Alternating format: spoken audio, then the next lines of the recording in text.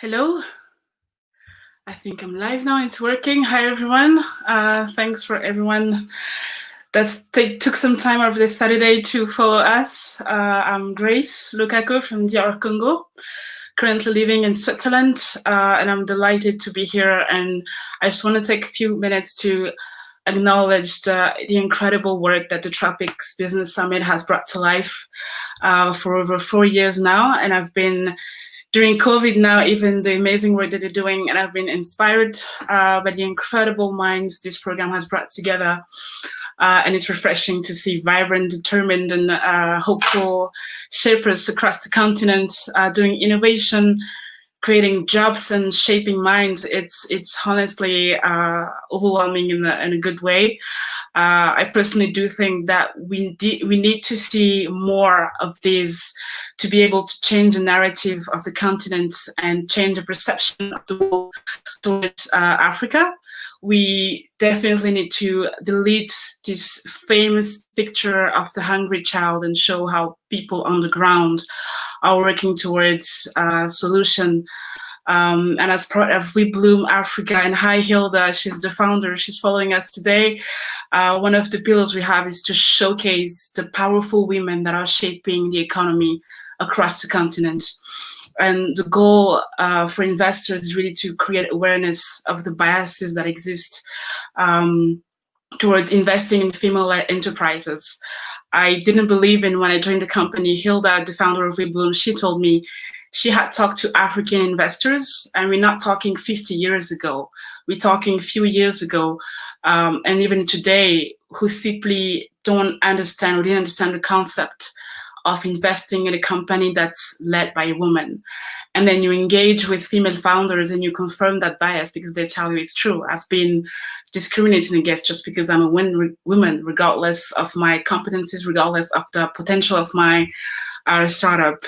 So what we want to do really with We Bloom is to create awareness of that bias and to hold investors accountable for their role in society.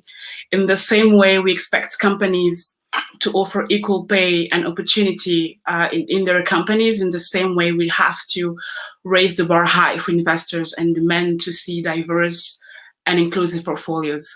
They are shaping the economy by choosing who the next big companies will be.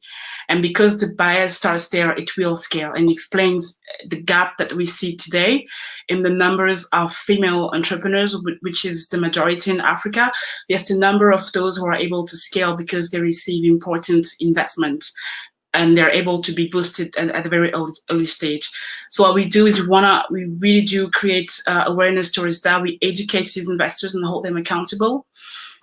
And that's really what genderless investing is about. It's for an investor to wear glasses that help him or her to see how inclusive or non-inclusive their portfolio is. And we're also skilling them towards sustainable business models. The goal is to spur economic growth and do it the right way from the start, with clean energy, clean materials to create positive impact. And with female entrepreneurs, the goal is really to create precedents, because precedents shape the way people think of themselves and their abilities. If young African girls keep seeing successful women leading, innovating, breaking barriers, and solving problems, they will believe that they are capable. If you look at the bigger scale, of course, it's not the reality today in every country and every context, but at the bigger scale, the narrative in Africa has gone for young girls, has gone from your biggest achievement in life is to get married.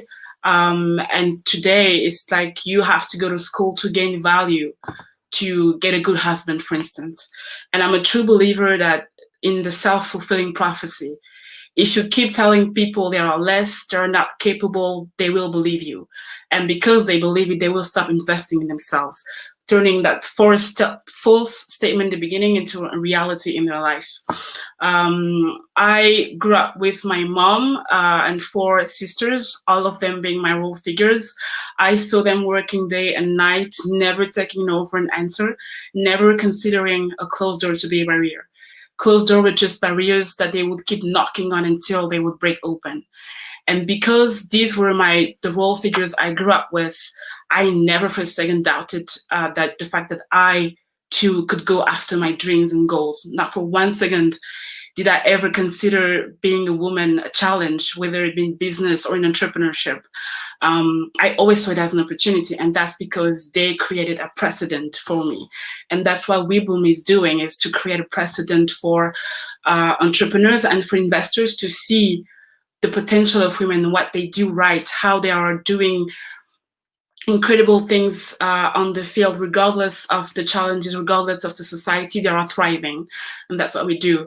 And more practically, what WeBloom does is to support, there's a call for projects for 5, the goal is to have 5 startups that we follow for 6 months. And really, we are in a human-centered way of doing things. We don't want to just come with solutions that have been applied for years and for a vast audience. The goal is really to put these female entrepreneurs in the center, listen to them, listen to the challenges they have, and then maybe supporting marketing, visibility, sustainable business model development. If that's what they need, that's what we provide. And the goal is for them to be ready to meet investors, because that's also one of the other pillars that we do, is to bridge the gap, to create an ecosystem here in Switzerland, in Europe, with Africa, to bridge that gap and to create conversations. And the goal is really that at the end of the 6 months, these female founders, these entrepreneurs are ready to sell their idea or their startup, to meet people, to create their network, and to meet investors.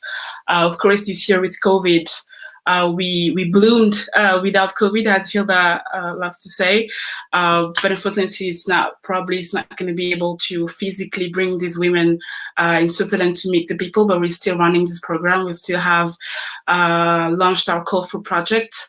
We have selected these 5 startups that WeBloom is going to support.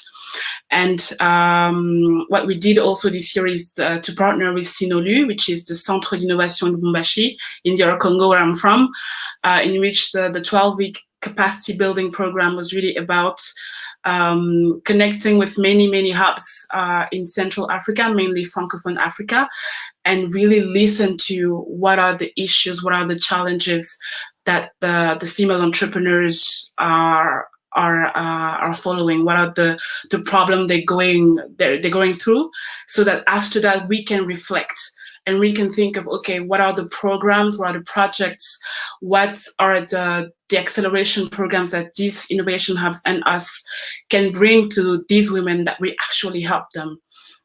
And that's really the goal. Really, I'm a passionate for human-centered design, where you put the human in the center and you work with them and not just bring solutions that have been applied for many years. So that's what we do at WeBloom, and I'm really happy. I've joined Hilda in June, and so far it's been an amazing journey, because the reaction is really positive. Usually what you see is the problems are too big and everything's wrong and everything's never going to work, hunger, whatever. And it really discourages people to come up with little solutions. Whereas with WeBloom, what we do is really to put light on everything right that's happening. And that's also what the Tropics Business Summit is doing, is to bring together people who are working towards a solution, who are passionate, who are on the field doing things. And I think we need to see more of this. We need to see there's a big shift in the media that's needed to really put the light on what is actually working. Africa is not a country, it's a whole continent, and it's full of diverse culture, minds working towards different solutions. And that's what we need to see. We need to see this Africa coming together. African people working for the Africa they want to see in 10 to 50 years, the Africa we want to leave to our kids, with society, with equal society and really growth that we built. I think I'm running out of time, but it's really, everyone who's listening, please feel free to reach out to us, to the We Bloom Africa team. You can check us out on our website. And also reach out to me. I'm always responsive on Facebook or LinkedIn. We're always happy to talk, to engage with people who have ideas, who want to do partnership, who want to just discuss the empowerment of women in entrepreneurship in Africa. And once again, I have to keep saying that really congratulations to the Business Tropics, the Tropics Business Summit team, Venetia, Ital, for the amazing work they have done throughout COVID and bringing together such amazing entrepreneurs, such amazing thinkers who sit together and say, these are the incredible things we do.